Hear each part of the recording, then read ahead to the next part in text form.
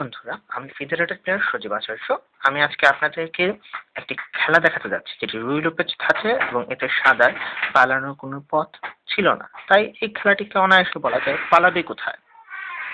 E4, A5, knight F3, knight C6, bishop B5, A6, রুই লুপেজ A6 variation, bishop takes knight C6, D7 takes bishop C6, সাদা king side castle করলো।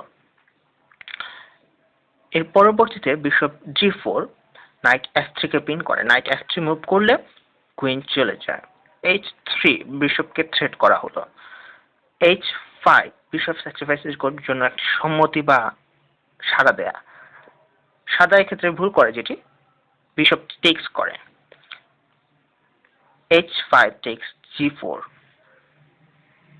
সাদা night থ্রেটে পড়া সাদা night ফ্রিতে পাওয়া পনটিকে টেক্স করলো এবং এর মাধ্যমে কালো একটি মেট চান্স বা মেট থ্রেট দিল। এখানে দুটি স্কোয়ারে মেট হয়, একটা হচ্ছে H1, একটা হচ্ছে H2।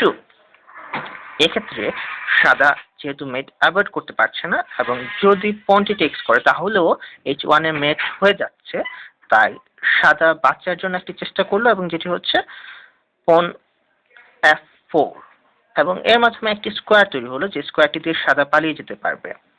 এবং এক্ষেত্রে ইনপাস না করে কালো পনটিকে এক ঘর পুশ করলো।